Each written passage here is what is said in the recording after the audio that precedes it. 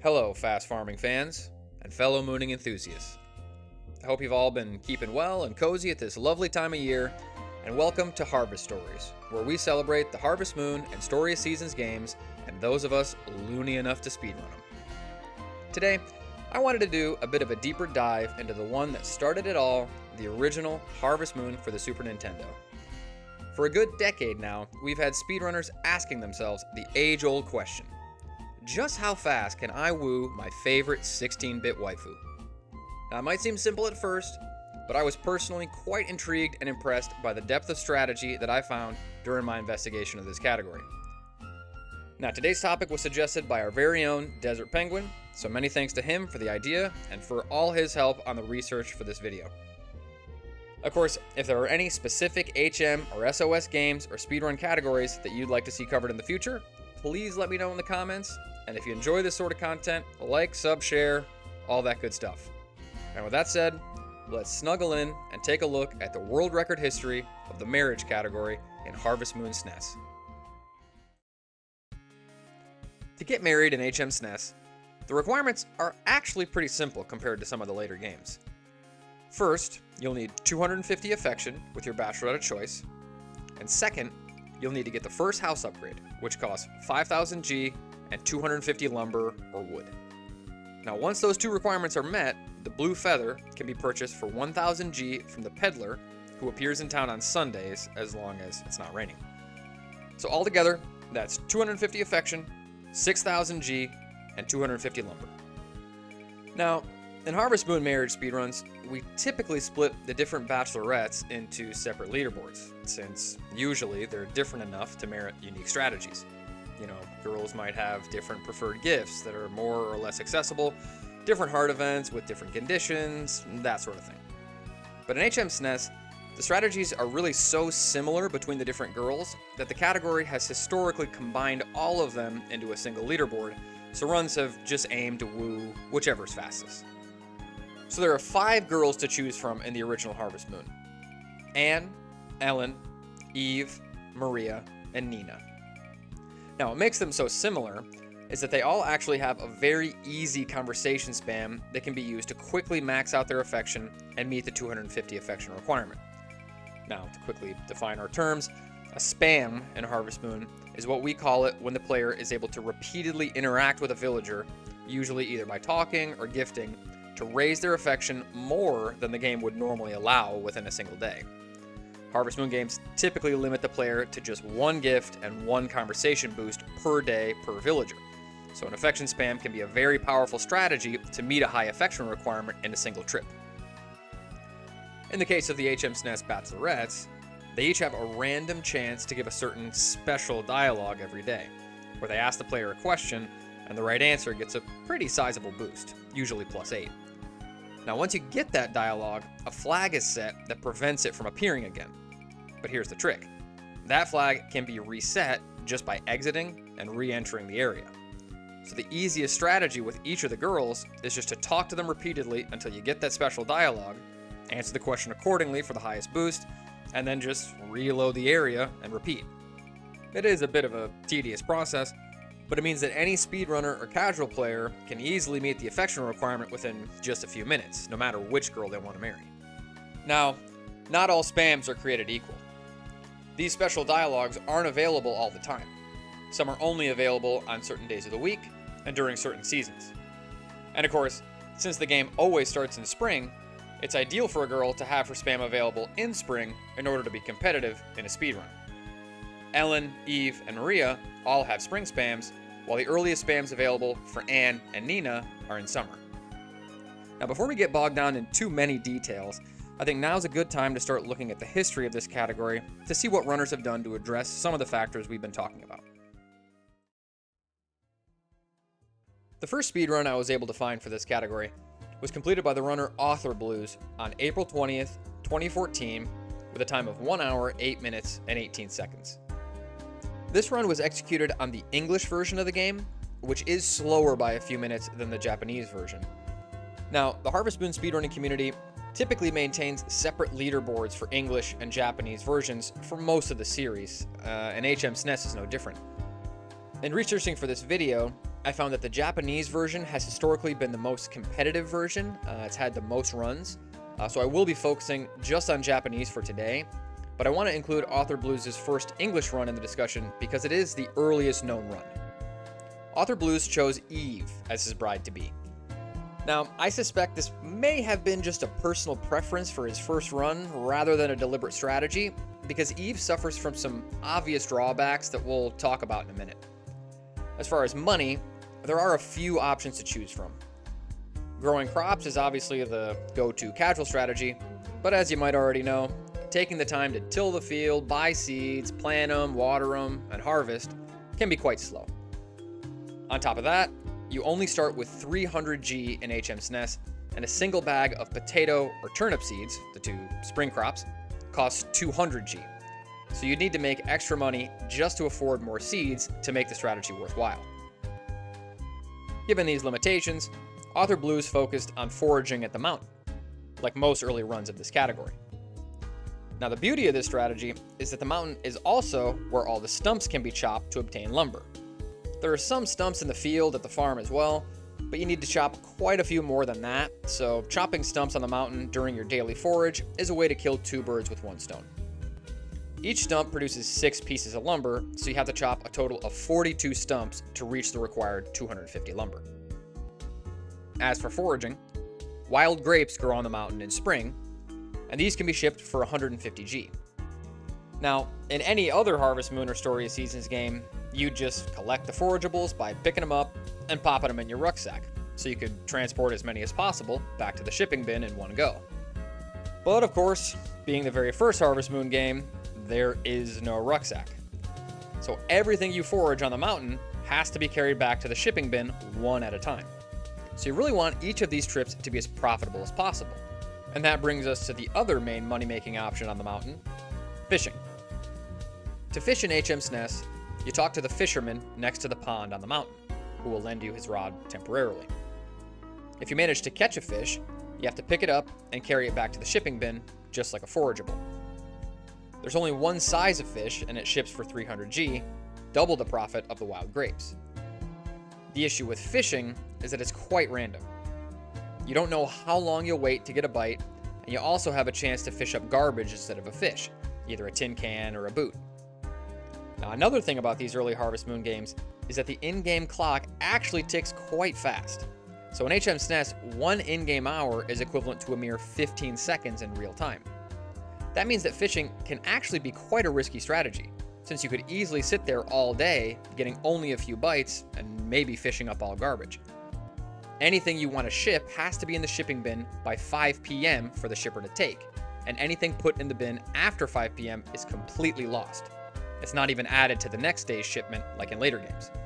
So fish are more profitable, but more risky, and wild grapes are the consistent but less profitable alternative.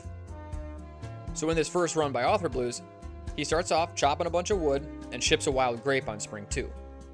He does actually buy a bag of turnips, planting them on spring 3 in the hopes that he'll get enough rain throughout the season.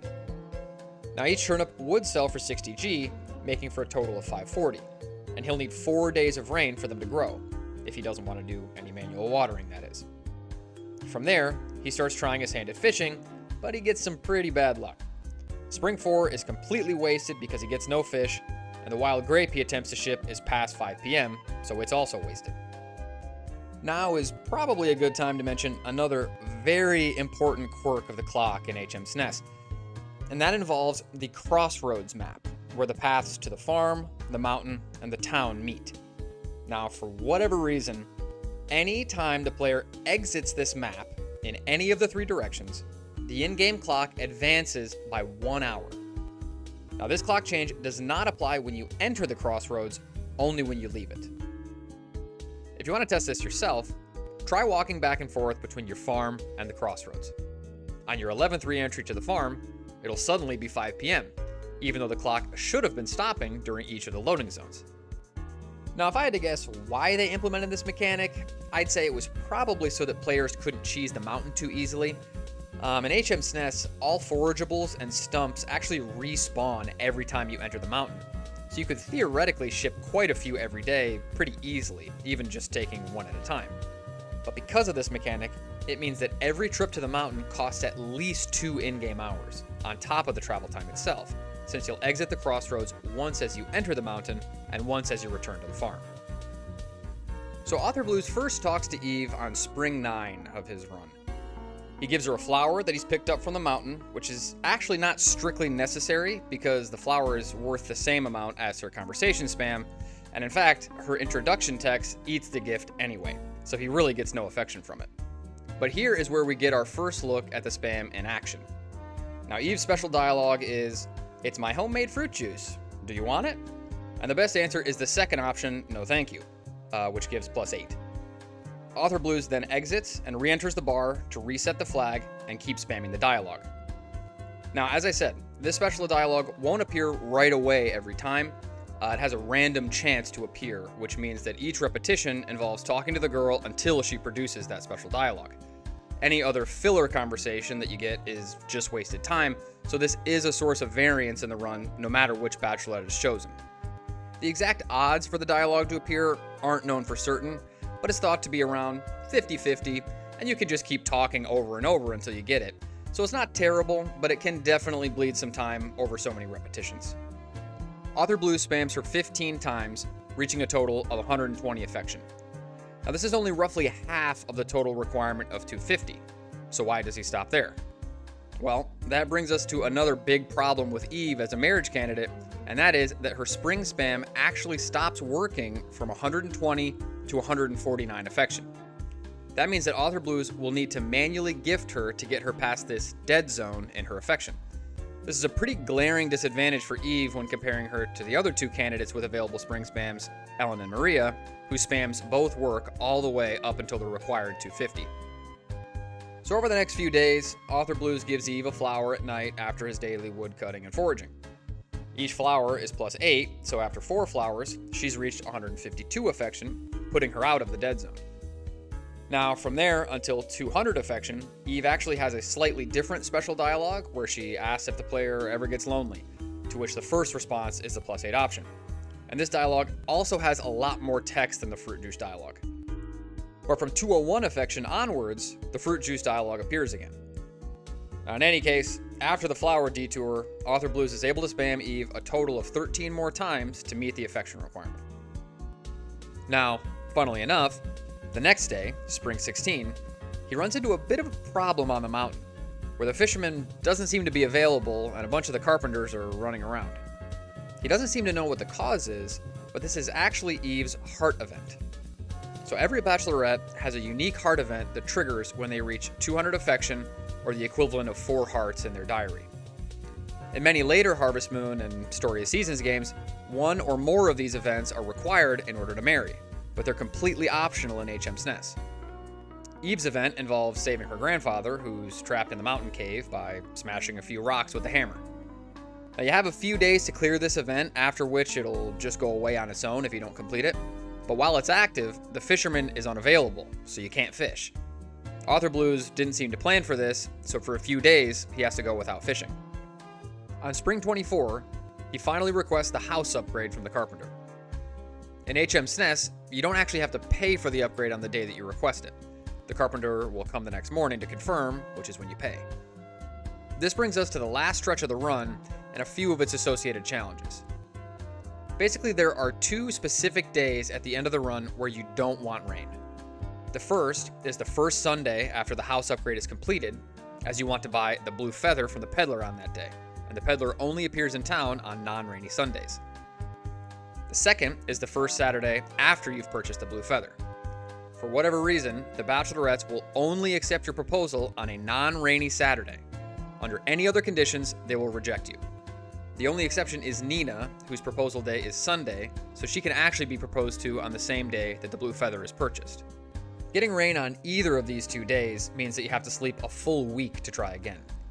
Now each sleep is approximately 7 to 8 seconds, which means that bad rain luck amounts to almost a minute of time loss. The house upgrade takes 4 days to complete once it's been paid for, which means you ideally want to order it no later than the Tuesday before the weekend that you want to buy the blue feather. Now Author Blues unfortunately orders it on a Wednesday, so he has to do some extra sleeping for that as well. He's finally able to buy the blue feather on Summer 5 and manages to propose on Summer 11. Overall, this run was quite haphazard, as first runs of any category usually are, but it's a good illustration of the structure of the run.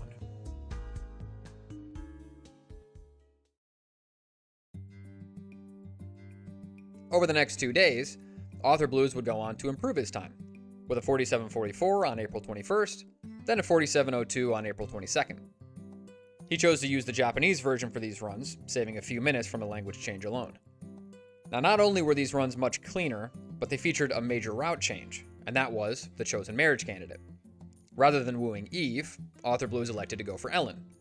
Aside from that, his money-making strats were largely the same, shipping wild grapes and fish, although he was a little bit more structured about his wood cutting, as he made sure to chop a few stumps here and there on his way to the wild grapes in the fishing pond, rather than just chopping a bunch at one time. In the first of these 2 runs, he got incredibly unlucky with rain near the end, losing a whopping 3 minutes and 40 seconds to extra sleeping. The second run had much better luck, but also a lot more mistakes, such as wasted trips to the mountain and accidentally eating the wild grapes a couple of times.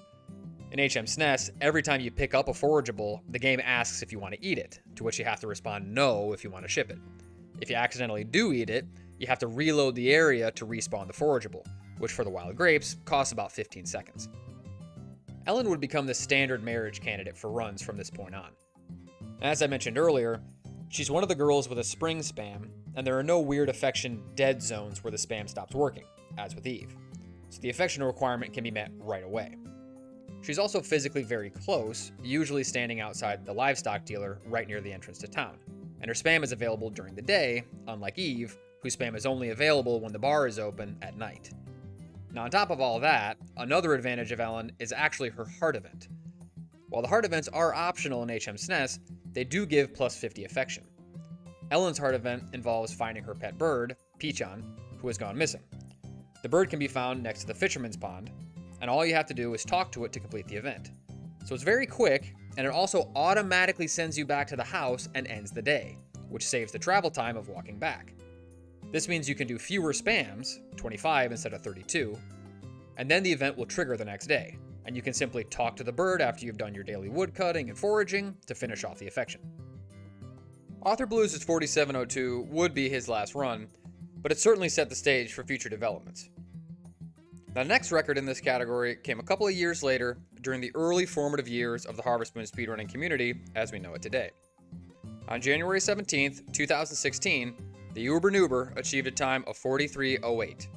Now, Uber was something of an early pioneer in the community, completing some of the first runs across many different HM games, and for that, we know him fondly as the godfather of Harvest Moon speedrunning. His first record in SNES Marriage was the first truly clean run of the category. He used much the same strats as Author Blues, but focused more on fish than wild grapes, and with decent fishing luck, he was able to make the required money a bit quicker. He also actively tracked his lumber count and the calendar date, so he never had to waste time checking. Now, this is a skill that many casual viewers wouldn't necessarily think of, but it's actually quite important if you want to get a clean run in many of the classic Harvest Moon games, where there's no on-screen indication of the time or date, and no quick way to check inventory. Author Blues had also wasted time talking to the fortune teller, as he must have thought her hint about where to find Peachan was required to complete Ellen's heart event, but it's actually not, so Uber got some free time save by just going straight to the mountain. He made sure to upgrade the house as quick as he could, so he was able to buy the blue feather as early as spring 21. He got good rain luck and successfully proposed to Ellen on spring 27. With such an early proposal date, the time he saved just by sleeping so much less was quite significant. Uber's run stood for most of 2016, when another new runner entered the fray, Cavan856. On October 10th, 2016, Cavan barely managed to take the record from Uber with a time of 42:57. His run was well planned and showcased a creative new strategy. He still chose Ellen to marry, but instead of shipping wild grapes and putting himself at the mercy of fishing RNG, he had the idea to spam Ellen on spring 2 as usual, but then sleep all the way to fall when a different forageable starts growing on the mountain, the poison mushroom. Now, the time investment for sleeping through 2 full seasons was substantial, something like 8 minutes, but the poison mushroom saved time in other ways. First, it ships for slightly more than the wild grapes, 200 G instead of 150, but what's more is that it grows much closer to the entrance to the mountain than the wild grapes do, saving on travel time.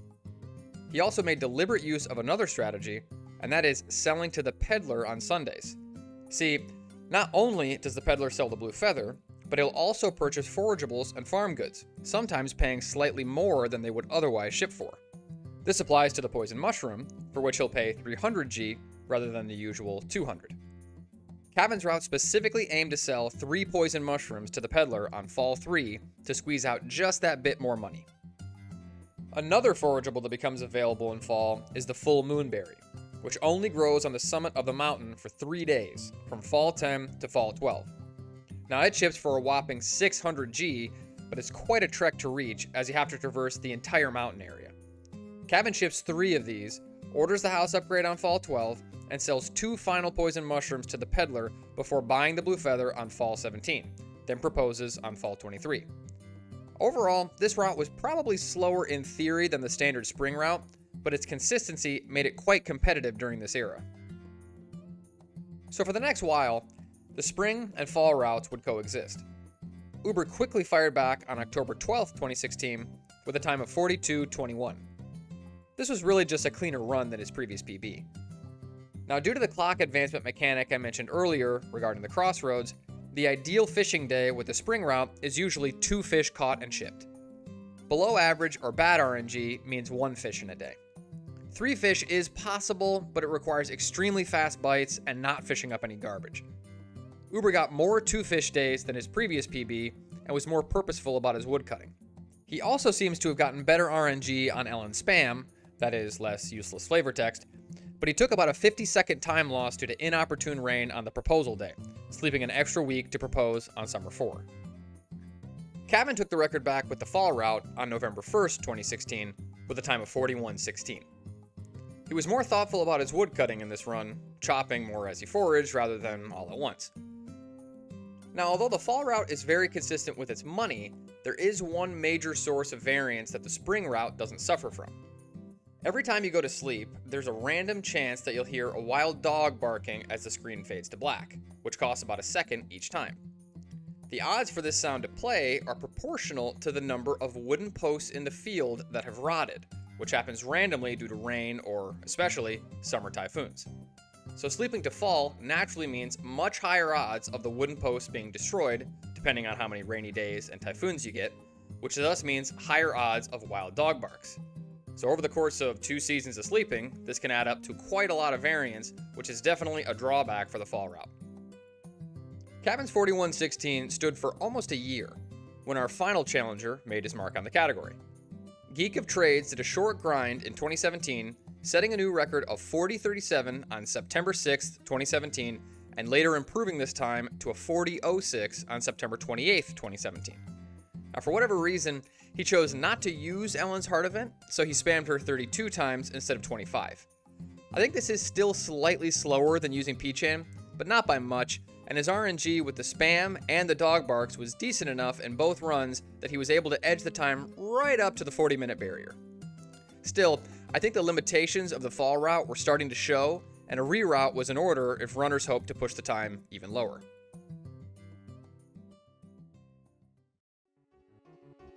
And that brings us to our last run. Remember how I mentioned earlier that crops were slow unless you got the right rain luck to water them? Well, Cavan decided to try for just that. Using YOLO potato strats, he achieved a time of 37:43 on January 21st, 2018, which is where the record still stands today. For the first few days of the run, he gradually tilled the field, chopped some wood, and shipped some fish. On Spring 5, he spammed Ellen and bought 6 potato seeds, which he planted right away. Then, he slept and prayed. The potatoes require 6 days of rain to grow, which means some extremely good luck. Our friend Desert Penguin estimates the spring rain odds to be about 15% per day, which means that most runs will die here. In HM SNES, luckily, spring crops don't die in summer as long as they were already planted in spring. But obviously, sleeping until summer is not ideal, and that's one of the problems with this YOLO strat. You really don't know how much time you'll lose to extra sleeps. Now, harvesting and shipping potatoes is obviously a lot faster than schlepping forageables or fish from the mountain, but on the other hand, you need to spend some time going to the mountain anyway to chop wood for the house upgrade, so you can't avoid those trips entirely. But all things considered, Cavan got a great run with this route, getting all his rain by Spring 25. He then chopped the remaining wood and fished for the last of the money that he needed, and he was able to propose by summer 11. Now, Kevin's record has stood for almost 7 years. Is that because it's unbeatable? Well, it's not without its mistakes, but I do think the potato route is a little intimidating due to the RNG factor, so it hasn't attracted many new competitors. Thankfully, I have a little secret to share. Remember how I said that fishing was inconsistent due to RNG? Well, it was actually discovered in February 2022 by Desert himself that while the timing of the bite is random, what you fish up is entirely predictable based on what frame you press Y to reel in. He found that there are a few frame clusters that can consistently result in a fish rather than garbage, if you execute the timing properly. It's thought that with the right execution, a fishing-only route with no crops or even wild grapes could be even faster than the potato strats, but only time will tell. Well, everyone, I hope you've enjoyed today's little history lesson here as much as I've enjoyed telling it. Many thanks to Desert for fielding my many questions for this video, and thanks to all the runners for just being cool people and contributing to the history of this neat little category.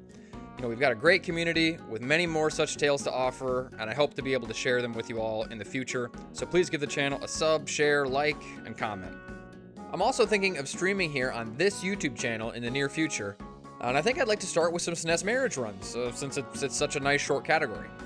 I haven't really practiced yet, but if I could get good at the fish timing, maybe we could improve the record or at least generate some fresh interest. Now, if any of you are interested in trying it out for yourself, or you just want to get in on the conversation, Harvest Moon Speedrunning Discord server, linked in the description as always. Hope you're having a nice fall so far, and I'll be back real soon with more Harvest stories to tell. Stay cozy out there, Mooners.